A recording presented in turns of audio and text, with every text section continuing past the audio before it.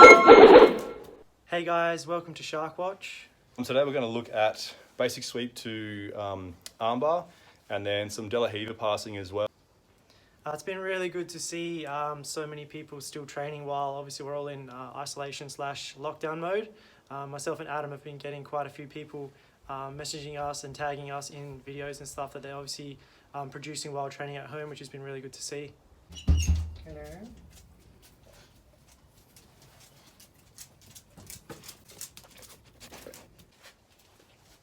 Today we're going to have a look at the basic sweep and a couple of options off of the basic sweep as well.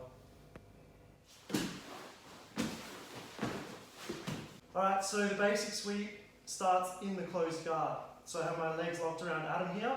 The first grip I want to make is my top grip, which will be on his lapel. So I want to get my top two knuckles roughly will touch his collarbone. With my left hand, my thumb goes into his sleeve, and then I roll the gi up into my forefinger cat's paw grip. I then disengage my guard and do a very small hip escape onto my left hip, so the same side that I'm going to try and sweep the guy. My top leg comes across Adam's hip line, and my bottom leg comes to the mat, with the back of my knee touching his knee. I want to try and keep my bottom leg on the mat the whole time. I don't want to lift my leg up on top of his leg at all, so it stays on the mat. First thing I need to do is load him up here. So I need to pull him out of the chair. So I want to make sure his bum isn't touching his heels here. If I try and sweep him here, he's got a very good base, he's quite heavy, it's very hard to move him. So first things first, I want to try and pull him towards me. So my top hand pulls towards me, and my left hand pulls towards me as well. A good little cue you can use is I want to look at my wristwatch on my left hand. So when I pull him up here, I want to be able to look directly at my wrist. I'm then going to scissor both of my legs. So my top leg kicks forward, my bottom leg stays on the mat and kicks backwards. I then come up on my elbow and my knee, and I come to mount here. We're looking at the S-mount armbar, so a very good follow-up attack from the basic sweep. So the two grips that I normally have will be exactly the same as what we had with the basic sweep. I am sitting on top of Adam, and all my weight is on my right hip. My right leg, my foot is up underneath his armpit. My left leg, my knee is in line with his shoulder here. And all my weight is on basically my right butt cheek, which is on top of Adam. Yeah? Now that I have these two grips, usually I'll have to try and punch his arm across my body to my opposite hip, so my right hip in this case. Having all my weight through my right hip makes my left leg nice and light. So all I do with my left leg is I circle around Adam's head, I sit back onto the mat, keeping this grip. I can then go two hands, so like give myself a big hug, slowly lean back, the armbar comes on.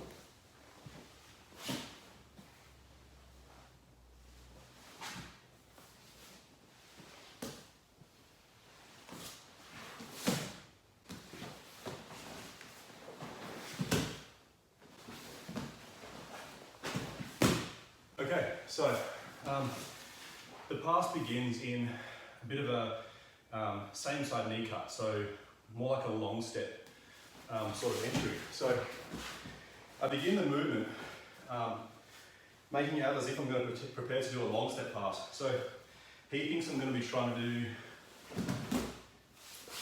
this kind of movement.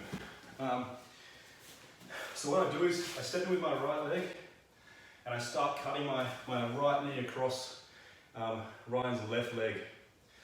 So when I do this, a really common reaction is to start placing a knee shield in my way here. So what I end up with is my right knee on the floor, and Ryan's got a pretty good knee shield here, making it pretty difficult to pass this way.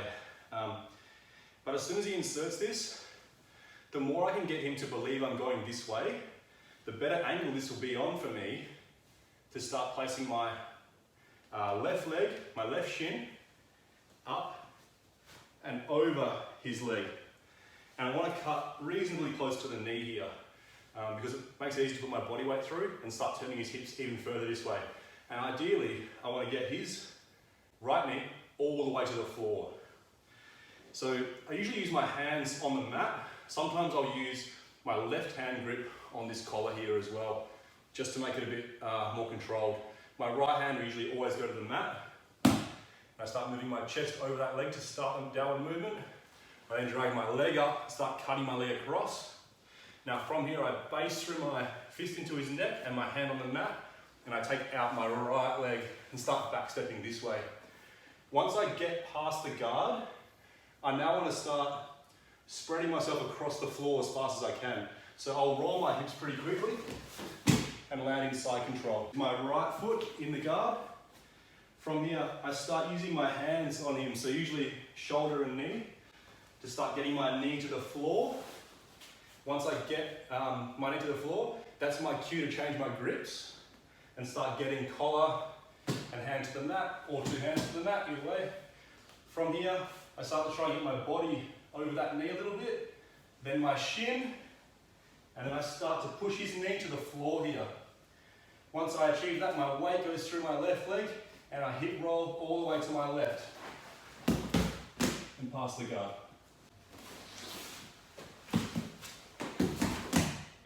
The basic De La Riva controls, there's a lot of variations, but in general, it's going to have some kind of top control, usually my lapel. De La Riva hook, which is the hook coming from the outside around my leg to the inside. And then this foot's going to be the distance management foot, which is usually placed on my hip or my knee, sometimes even up here on my shoulder, or on my knee to extend me out.